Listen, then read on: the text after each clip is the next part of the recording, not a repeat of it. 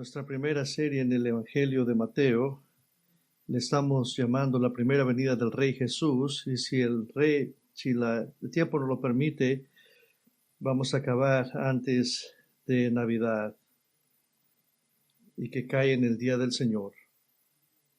Y vamos a disfrutar un tiempo de adoración juntos, y eso es lo mejor que podemos hacer en el día de Navidad y celebrar a Cristo.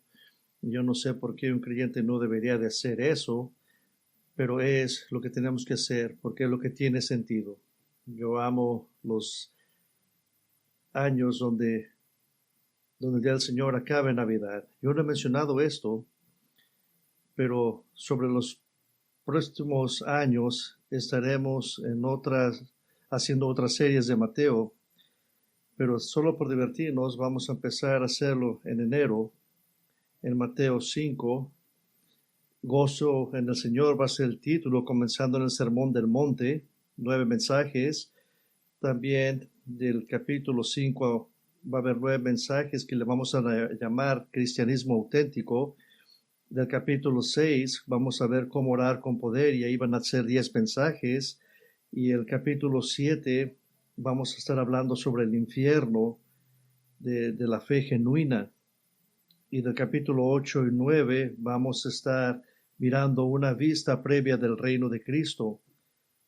Y también vamos a hacer otra serie que se llama de embajadores del Rey, y de ahí van a ser 13 mensajes y de cómo podemos aprender las lecciones de los apóstoles. También vamos a hacer una serie de cómo evitar la ira de Dios, la sección de Mateo que realmente comienza con la oposición de Jesús, y de ahí vamos a hacer 10 mensajes.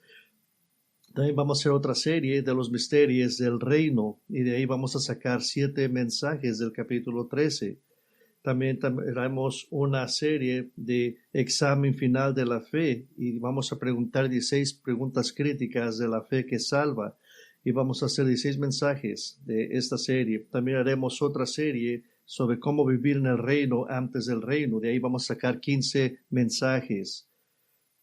También vamos a hacer una serie del capítulo 21 al 23 del peligro de rechazar a Cristo, y de ahí vamos a sacar 14 mensajes. Y también vamos a hacer otra serie, la segunda venida del Rey Jesús, y de ahí vamos a sacar los capítulos 24 y 25 del discurso de los olivos, y de ahí vamos a sacar 10 mensajes. También vamos a tener otra serie que se llamará Traspasados por nuestras transgresiones, y ahí serán 18 mensajes, y ahí acabaremos el mensaje de Mateo sobre las instrucciones finales del Rey. Tenemos ante nosotros un viaje que será una oportunidad única en la vida para caminar junto a Cristo, desde los anuncios previos al nacimiento de Cristo hasta las instrucciones finales de Cristo mismo después de su resurrección. Y esto cambiará nuestras vidas. Durante las próximas semanas estaremos en algún territorio familiar, ya que he predicado algunos de estos pasajes incluso hace tan solo un par de años, y acabamos de ver el nacimiento virginal en la conferencia bíblica de Steadfast, pero ahora tenemos la oportunidad de ponerlos en contexto más amplio de Mateo en su conjunto, así que creo que esto será enriquecedor para nosotros. Y así que quiero que abra la palabra de Dios en Mateo capítulo 1, en el versículo 18, y vamos a acabar el capítulo 1 en esta mañana. Y vamos a ir al Nuevo Testamento, donde podemos mirar lo que dice la palabra de Dios sobre el nacimiento de Cristo. Por supuesto, el aspecto más impactante de la profecía de Isaías es que Emmanuel, Dios con nosotros, nacería de una virgen. Esa es la característica central de este texto, en la naturaleza milagrosa del nacimiento de Cristo. En el versículo 18, María está con el niño por obra del Espíritu Santo. El versículo 20, el ángel dice, el niño que se ha engendrado en ella es el Espíritu Santo. Versículo 23 dice que la virgen concebirá y dará a luz a un hijo. Versículo 25, José no tuvo relaciones con su esposa hasta que dio a luz a un hijo. Ahora, para nosotros que tenemos sido enseñados y creemos en la palabra de Dios, el nacimiento virginal de Cristo es simplemente aceptado y creído porque la Biblia lo dice. Pero junto a la resurrección de Cristo, el evento más debatido y controvertido en la vida de Cristo es su nacimiento virginal. Algunos han tratado de minimizar esta verdad como secundaria o sin importancia, Pero Satanás debe pensar que es importante porque atacó esta creencia casi inmediatamente después del tiempo de Cristo.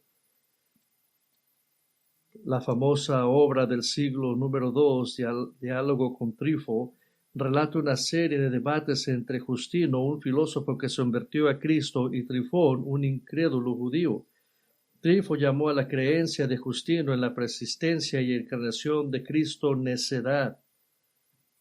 Y Justino apeló a la profecía de Isaías 7:14 de Manuel como hablando de Cristo.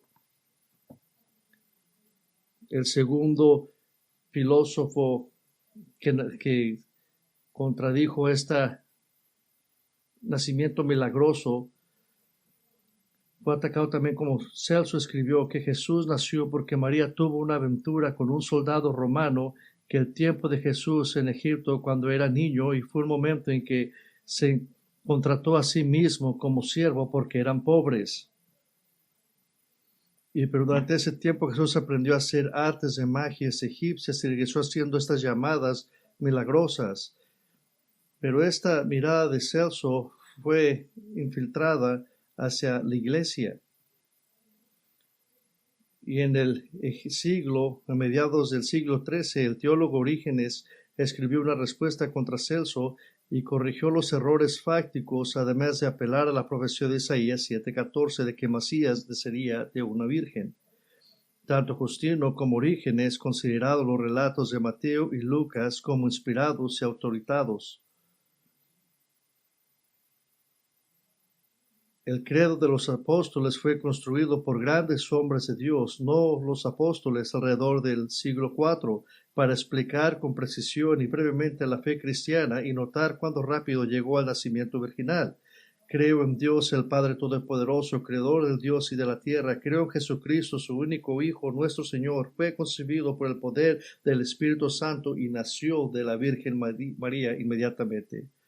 El debate no se detuvo ahí y avanzó rápido hasta finales del siglo XIX y principios del siglo XX, y una vez más estaba librando una batalla sobre el nacimiento virginal de Jesús.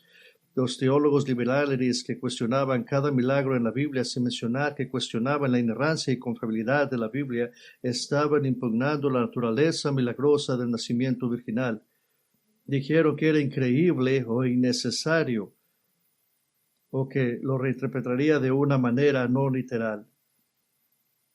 Pero aquellos que se aferraron a la autoridad y a la inspiración de las Escrituras insistieron en que el nacimiento virginal es una creencia esencial para el cristiano. ¿Por qué? Era una garantía de la singularidad y deidad de Cristo.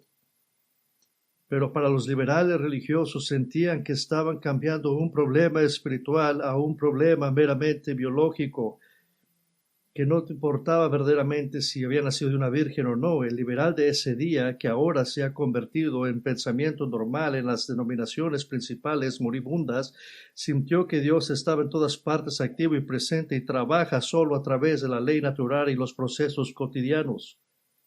Estaríamos de acuerdo que en Dios obra providencialmente de esta manera, pero negarían que Dios obra de maneras milagrosas e inexplicables, que todo tiene una explicación. Debido a esta división del pensamiento, el nacimiento virginal se convirtió básicamente una prueba de fuego. Cualquiera que creyera en el nacimiento virginal no tenía problemas para aceptar los otros eventos milagrosos de las Escrituras. Esto se convirtió en una pregunta importante incluso en los exámenes de ordenación para los ministros del Evangelio, porque la opinión de un pastor potencial sobre el nacimiento virginal tenía implicaciones masivas para su visión de Cristo como sobrenatural y su visión de las Escrituras como inspirada y autorizada. Y tenían que ponerse y alinearse a esta verdad.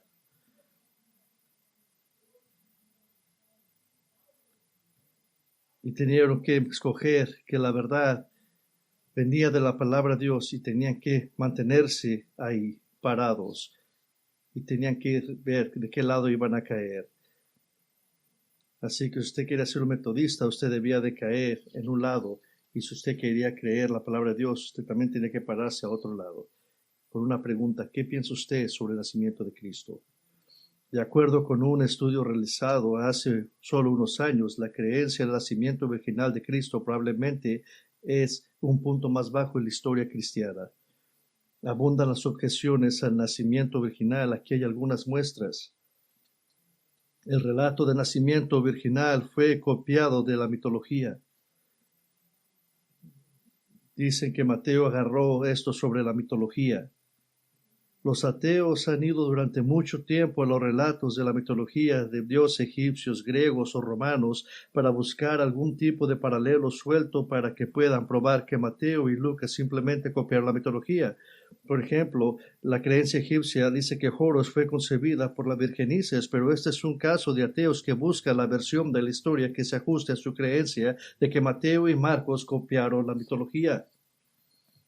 El mejor relato egipcio de Horus es claro que esto no es el caso. Una persona que no es creyente dice que no hay evidencia antigua de ninguna narrativa antigua que represente a Horus como nació de una virgen. Los ateos afirman que el dios Mitra es descrito como nacida de una virgen, pero la versión romana de este mito tiene a Mitra como un adulto que emerge milagrosamente del lado de una roca. Y no sé cómo hace la gente esta conexión con Cristo. Unos eruditos examinó los 5 principales candidatos para que el nacimiento de Jesús siguiera el modelo de la mitología y descubrió que en cada caso no había semejanza con el nacimiento virginal de Cristo. Y siempre miraron que cada vez que se miraron la mitología no encontraron nada que se pareciera a lo Cristo. Otra cosa dice que la lógica humana dice que el nacimiento virginal no puede ser cierto, que la lógica humana respalda eso. Y la llamada búsqueda del Jesús histórico de las últimas décadas por parte de eruditos decididos a probar que los relatos de los evangelios no son confiables ha dado un cambio en la base de la verdad. Para ellos la verdad ya no se trata de lo que dice el texto de las Escrituras, sino de lo que una persona de hoy en día puede o no puede creer legítimamente. Que si el mundo cree algo, en realidad no puede ser verdad.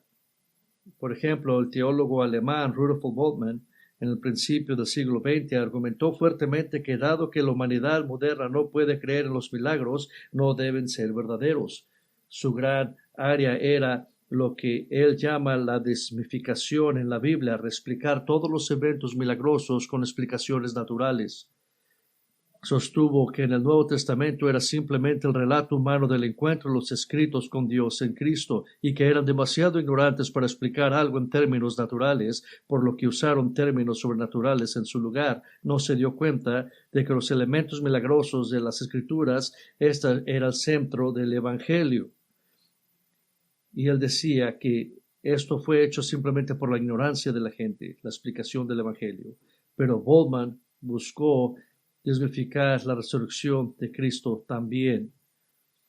Esa es otra cosa que él hizo. Y precisamente lo que Pablo dijo es una mala idea. Y fíjense lo que dijo Pablo, dijo en 1 Corintios 15, y si Cristo no ha resucitado, vana es entonces nuestra predicación y vana también es vuestra fe. Y básicamente el objetivo de Bultmann, que ahora se ha afianzado en el liberalismo en todo el mundo, es hacer que la Biblia sea aceptada para la llamada mente moderna sofisticada, como si esas personas que vivían en esos días de Jesús fueran simplones, que no podían entender nada, y así la lógica humana ahora se convertía en la prueba de la verdad. Otra objeción fue que la lógica no la podemos ver porque se contradice con Mateo y Lucas. Y la cosa simplemente que tenemos que decir es, búscame algo que dice eso. ¿Por qué la gente dice que hay contradicción? El Evangelio de Mateo es como José se enteró de la concepción de virgen, y el Evangelio de Lucas es como María se enteró de la concepción de virgen. Es la misma historia desde otros puntos de vista. José, sabemos que registra cómo él tuvo el encuentro con el ángel, y en vez de mirar contradicciones, miramos ángeles que verifican la verdadera historia de lo que pasó. Y esta es una de mis cosas favoritas, El nacimiento virginal es un mito inventado como parte del intento del cristianismo de someter a las mujeres. Este es un mito que está caminando ahorita en la iglesia. Y dicen que ese es con el intento de esclavizar a las mujeres. Y este fue el punto de vista de los eruditos bíblicos liberales feministas del siglo XX y ahora en este siglo. Y una de las más prominentes fue una teóloga feminista católica del siglo XX llamada Mary Daly, que fue lesbiana. Tuvo 2 doctorados, enseñó en el Boston College durante 33 años y describió a sí misma como una feminista lesbiana radical. Ella fue inflexible e influyente en su creencia de que las doctrinas de la Trinidad, la deidad de Cristo, la caída del hombre y el nacimiento virginal son todos mitos que se originan en un patriarcado dominante que robó el poder de las mujeres. Para ella, la historia del nacimiento virginal de Jesús fue solo otro intento de subyugar a las mujeres y a los hombres.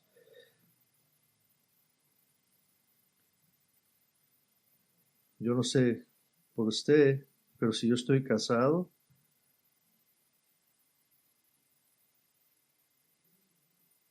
Dahl y otros que le siguieron idearon todo tipo de teorías, incluyendo a María siendo violada, María siendo una mujer inmoral, pero todas estas teorías insistiendo en que Jesús tenía un padre humano de una unión ilegítima.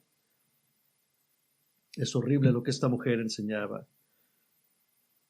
Entonces, esto no faltaron objeciones del nacimiento virginal. El nacimiento virginal es inmensamente importante para nuestra confianza con respecto a Cristo. Después de todo, estamos haciendo todas las apuestas en Él. Nuestro destino eterno que hemos puesto en sus manos, Él debe ser todo lo que dice ser o estamos más allá de la esperanza. Así que quisiera usar el texto de esta mañana para enseñarle que el nacimiento virginal nos da gran confianza con respecto a Cristo. Y queremos esa confianza y la ocupamos hoy en día. Y sabemos que va a haber un día donde algunos de ustedes van a estar listos para morir. Muchos van a ser sorprendidos por la muerte y a lo mejor van a despertar en el cielo. Y en realidad no sé cómo va a pasar, pero estamos y ocupamos esa aseguranza para cuando muramos. Y ocupamos esa verdad bien arraigada a nuestros corazones, porque sabemos que nuestro Salvador nos va a llevar a casa a donde Él está. Y ocupo saber que eso es verdad. Y el nacimiento virginal de Cristo nos da esa confianza. Mire, primero, que tenemos confianza en que Cristo no pecó. Yo sé que ya hemos cubrido esto en la conferencia de Steadfast. Y fíjese lo que dice el versículo 18.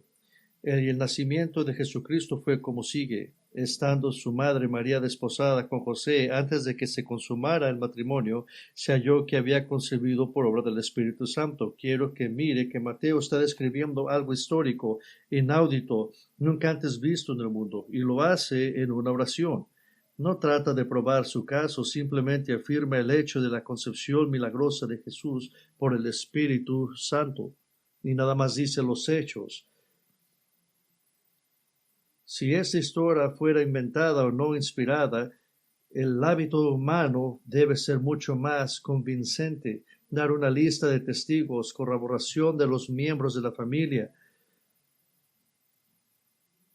Y buscaríamos maneras de cómo comprobar esto, pero el autor celestial, el Espíritu Santo, simplemente declara el hecho de la concepción de Cristo en una frase.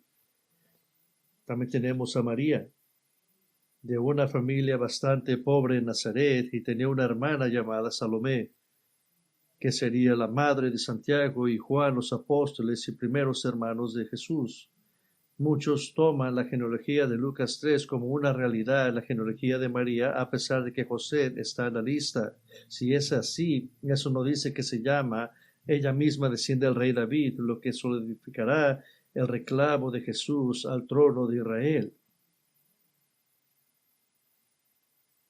El relato de Lucas, el ángel Gabriel anunciando la próxima concepción y nacimiento de Cristo a María, la describió como una joven piadosa, sensible y sumisa. Probablemente esta es una adolescencia media, edad normal de matrimonio en ese momento. También tenemos a José, un carpintero en Nazaret, muy probablemente un matrimonio arreglado entre las dos familias.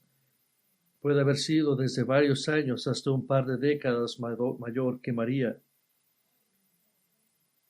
Y José había muerto cuando Jesús estaba comenzando su ministerio. La pareja estaba prometida, mucho más formal que nuestro compromiso de hoy en día.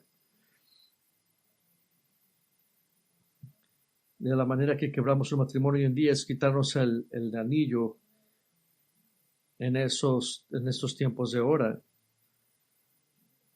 Pero los esponsales eran un contrato legal entre las dos familias en la que la pareja ahora se consideraba legalmente casada, aunque la ceremonia de matrimonio real no había tenido lugar. Los esponsales fueron en un tiempo de probación, pueden manejar las responsabilidades adultas de la vida real del matrimonio, y era un tiempo donde la prueba de fidelidad era puesta a prueba. Y muy a menudo durante el periodo de esponsales la pareja apenas se veía. Y ese era el hecho de cómo trabajaban las relaciones en ese tiempo. Al final del versículo 18 deja en claro, antes de que se consumara el matrimonio, que cuando María quedó embarazada fue antes de cualquier contacto sexual con José, y eso tiene implicaciones importantes para la perfección y la falta del pecado de Cristo. ¿Por qué? Porque el nacimiento virginal nos da cierto conocimiento de que Jesús no heredó la maldición del pecado de Adán, y ocupamos saber eso. Si Jesús hubiera sido concebido normalmente, o incluso existiera la posibilidad de que fuera concebido normalmente, entonces esto pondría en duda su falta de pecado, su calificación para pagar el precio por nuestros pecados. No hay ninguna escritura que diga con certeza que nuestra naturaleza pecaminosa se transmite a través del Padre, pero estamos seguros de que Adán, como la cabeza masculina de toda la humanidad, ha sido considerado responsable de la naturaleza pecaminosa de la humanidad. En Romanos 5:12 dice que el pecado entró en el mundo por un hombre. No es que los hombres sean pecadores más grandes que las mujeres, sino más bien que Dios. Los católicos enseñan que María, como no tenía pecado, por eso es que Jesús no tenía pecado. Y de esa manera se van pensando hacia atrás de que nadie de sus antecedentes tuvo pecado, pero ni aún los católicos creen en eso. Pero aún si usted no puede argumentar, en Lucas 1:35 dice que el Espíritu Santo vendrá sobre ti y el poder del Altísimo se cubrirá con su sombra. Por eso los santos niños que nacerá será llamado Hijo de Dios.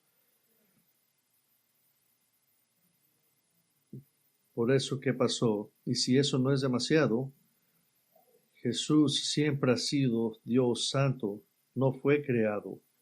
Y así como Dios santo, nada lo manchará o lo hará pecaminoso de todos modos. Pero el nacimiento virginal nos asegura este hecho. No tenemos que ver la palabra de Dios como algo que es mentira. En Hebreos 4:5 dice, porque no tenemos un sumo sacerdote que él no tenía pecado. Y Hebreos 7:25 dice que era inocente, santo, inmaculado, apartado de los pecadores. Esto es un hecho muy grande. Si Jesús no está libre de pecado, entonces no tenemos ningún mediador, ni nadie que nos impute justicia, porque él ahora caerá en la categoría de todos los demás hombres. No hay ningún justo ni uno, y Jesús caería en esa categoría. Debe de ser único, él debe de no tener pecado. Entonces el nacimiento virginal nos da confianza que hay ausencia y sin pecado en Cristo. La naturaleza de Cristo nos da confianza que Jesús no tiene pecado. También nos da confianza en la naturaleza de Cristo. En el versículo 19 dice, y José, su marido, siendo un hombre justo y no queriendo difamarla, quiso abandonarla en secreto. Pero mientras pensaba en esto, he aquí que se le apareció en sueño un ángel del Señor diciendo: José, hijo de David, no temas recibir a María tu mujer, porque el niño que se ha engendrado en ella es el Espíritu Santo. El conocimiento de Jesús, de que primero que tuvo José, fue que María estaba embarazada, y su única asunción era que ella había estado con otro hombre, y sabía que él no era esa persona, y por lo tanto obviamente no podía casarse con ella, pero él era amable y no quería humillarla o someterla a una posible pena de muerte, por lo que la tomó por la salida ofrecida en la ley como divorciarla. Pero cuando el ángel vino a José, fíjese lo que le dijo, cómo le dio un título oficial: José, hijo de David. Le dijo, es como decirle: José, eres un descendiente de reyes.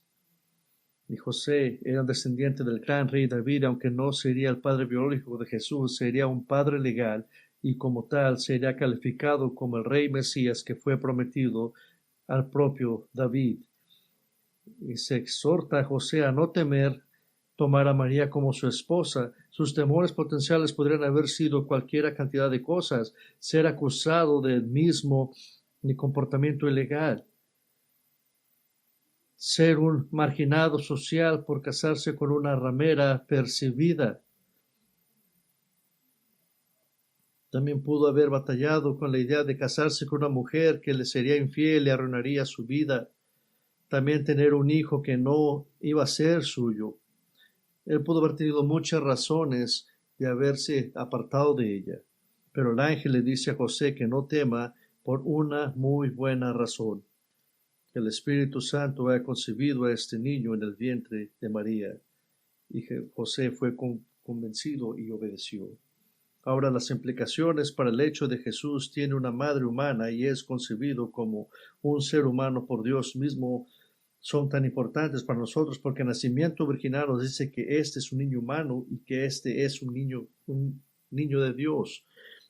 Y ese era el conocimiento teológico común para los judíos incrédulos, que si decíamos que si Dios era nuestro Dios, estábamos diciendo que era nuestro Dios. Y los judíos incrédulos en Juan 5:8 buscaron matar a Jesús porque también llamaban a Dios su propio Padre, haciéndose igual a Dios. Así que el nacimiento virginal nos ayuda en nuestra comprensión de la naturaleza de Cristo. Y dado que Satanás trabaja continuamente para denigrar la naturaleza de Cristo y causar confusión con respecto a la naturaleza de Cristo, no es sorprendente usar que la naturaleza de Cristo fue un debate masivo en las iglesias de los siglos IV y V. En el siglo V, el prominente iglesia alejandrina comenzó a referirse a María como Theotokos, portadora de Dios, para enfatizar que Jesús era completamente Dios en su nacimiento. Pero otra iglesia prominente, la iglesia de Antioquía, se opuso a ese término porque sentía que enfatizaba la deidad de Cristo sobre su humanidad y tenía el potencial de crear una visión demasiado alta de María, y tenían razón, por cierto.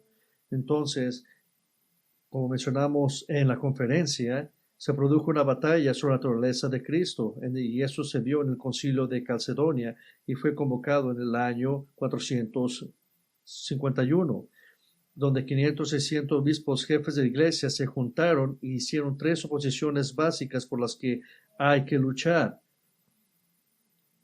Y una de ellas era la posición euticanismo, que la naturaleza de Dios solamente era una, que se hizo carne y hombre y fue asociado en su naturaleza. La segunda oposición fue que Dios tiene 2 naturalezas distintas, separadas entre sí, básicamente una personalidad dual, a menudo llamada la posición nestoriana, después de lo teólogo Nestorio, que promovió este punto de vista. Y luego tenemos la otra posición, que dice la posición intermedia, ofrecida por León, el obispo de la Iglesia de Roma. Y esta posición intermedia se convertiría en la base de la posición ortodoxa que mantenemos hoy. Y los obispos de la Calcedonia estuvieron abrumadoramente de acuerdo que esta posición inmediatamente como la mejor representación de la fe de los apóstoles y la enseñanza de las Escrituras. Así que, ¿qué es esta posición media? Que Jesucristo es completamente Dios y es completamente humana. nació de la Virgen María después de una concepción milagrosa, demostrando así su naturaleza como Dios y hombre, y Él tiene dos naturalezas distintas y una personalidad, y Cristo es perfectamente en ambas, llamado por los teólogos la unión hipostática de Cristo, que Él está unificado en las naturalezas divinas y humanas en una persona. Hipostático proviene de la palabra griega opostasis, que quiere decir que está fundado. Así que esta idea es de que Cristo es los dos en uno, pero leímos esto hace días y sabemos que estas cosas operan en Cristo de la misma manera. Y yo encuentro eso simple de entender, pero imposible de poderlo explicar, de entenderlo. Porque es importante entender la naturaleza de Cristo. Y déjeme darle unas razones. Lo primero es que es importante porque nos trae satisfacción de cómo estamos construidos. La primera necesidad que tenemos es que nosotros queremos ver algo que se ajuste a nuestro corazón.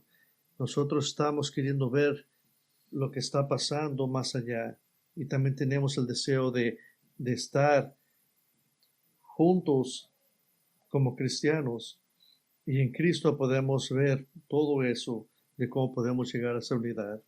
Otra razón por qué esto es importante es que Cristo se convirtió en el Dios hombre por nuestro bien. Primera de Juan 4:14 dice: y nosotros hemos visto y damos testimonio de que el Padre envió al Hijo para ser el Salvador del mundo. En Filipenses 2:7 dice que tomó la forma de un esclavo haciéndose semejante a los hombres. Y habíamos dicho esto en la conferencia, en la encarnación de Cristo es todo lo que tiene que ver con Él relacionándose hacia nosotros. Otra razón importante es que la naturaleza de Cristo nos proporciona un sustituto. Filipenses 2 continúa diciendo que dice: y hallándose en forma de hombre se humilló a sí mismo, haciéndose obediente hasta la muerte y muerte de cruz. Así que usted sabe que un humano perfecto tuvo que haber tomado ese lugar. Y la única manera que una persona puede ser perfecta es solamente si esa persona es Dios. La naturaleza de Cristo nos beneficia de una manera más y nos permite ver a Dios. ¿Qué es lo que dice la Biblia sobre las personas que miran a Dios? Dice: no pueden vivir. La segunda persona de la Trinidad no se hizo el Hijo de Dios en la concepción, siempre ha sido el Hijo de Dios.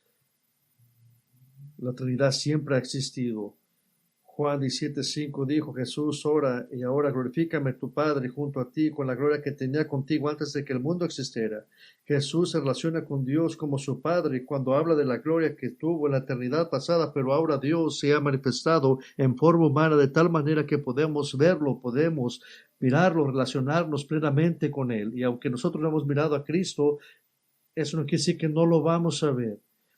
Se da cuenta que si usted se pone a pensar, la idea es de que un día vamos a estar frente a frente a Cristo y vamos a hacer lo que hizo Tomás, a lo mejor poner nuestros dedos sobre las llagas de su crucifixión. Él es un hombre al que nosotros podemos relacionarnos. Qué glorioso regalo de que Dios, que mata a aquellos que se animan a arrimarse a Él, y se hizo un humano, y vamos a pasar tiempo con Él, dice la palabra de Dios. La confianza en que Cristo no pecó nos da confianza en la obra de Cristo. Fíjense lo que dice el versículo 21. Y dará a luz un hijo y le pondrás por nombre Jesús, porque él salvará a su pueblo de sus pecados. Jesús, que es el griego que viene de la Jesús, y en hebreo es Yeshua, que viene de Josué, que quiere decir lo mismo, y quiere decir que Jehová salvará.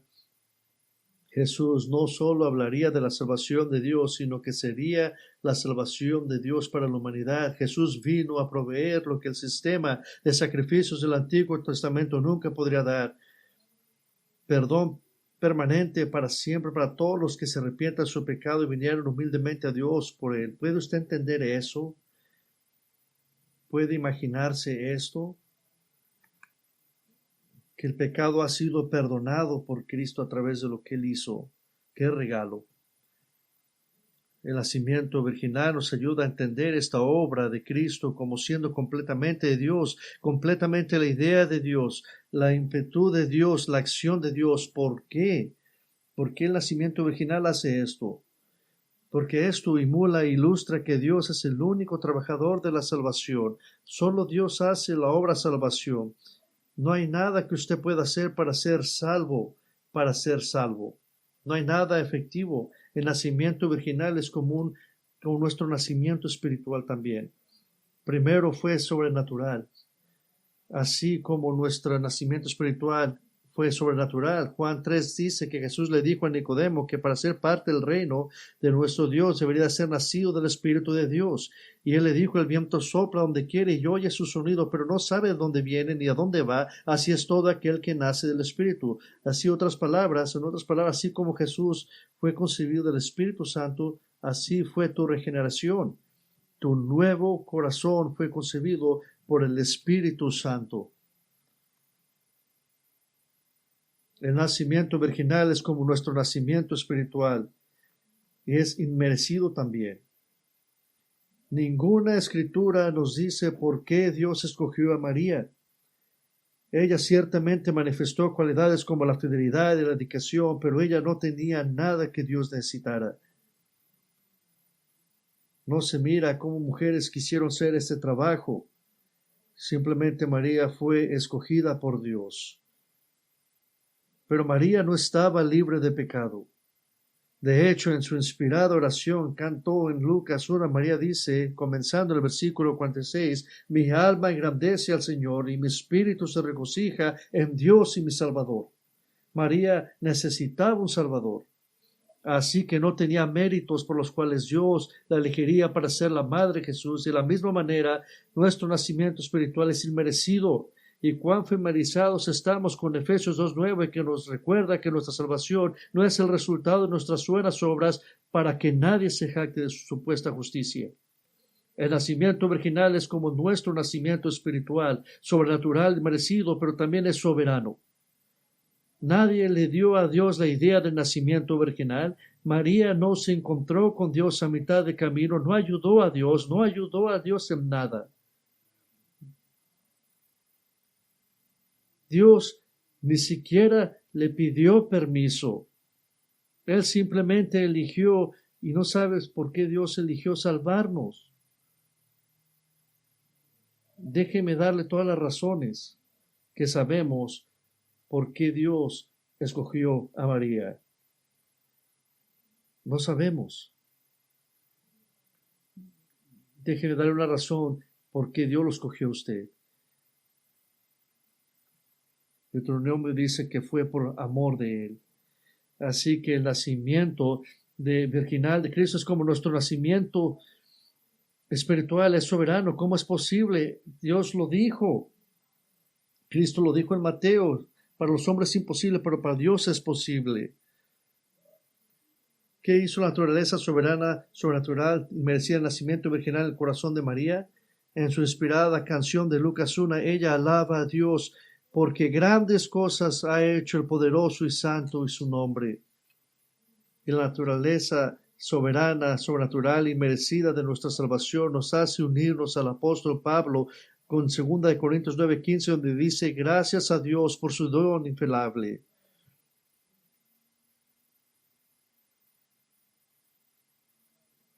Qué confianza tenemos en la ausencia del pecado de Cristo, la naturaleza de Cristo y la obra de Cristo, pero también tenemos confianza en la revelación de Cristo. Mira lo que dice el versículo 22 y el 23. Todo esto sucedió para que se cumpliera lo que el Señor había hablado por medio del profeta, diciendo: He aquí la Virgen concebirá y dará a luz un hijo, y le pondrá por nombre Manuel, que traducido significa Dios con nosotros. Un tipo no solo se apareció y dijo: Yo soy el Mesías. Tenemos confianza que en Cristo, que es el que dice ser, porque las escrituras lo dicen. El nacimiento virginal está fuertemente atestiguado en la Biblia. Isaías 7:14 da el nacimiento virginal, es predicho de Emmanuel. Isaías 8:8 muestra a Emmanuel como el dueño y gobernante de Israel, por extensión del mundo entero. En el Nuevo Testamento hay dos relatos del nacimiento virginal, aquí en Mateo 1 y también en Lucas 1.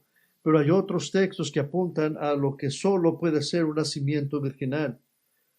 Juan 2 relata el famoso incidente en las bodas de Caná, en el que Jesús convirtió el agua en vino milagrosamente. ¿Qué tiene que ver eso con el nacimiento virginal de Jesús?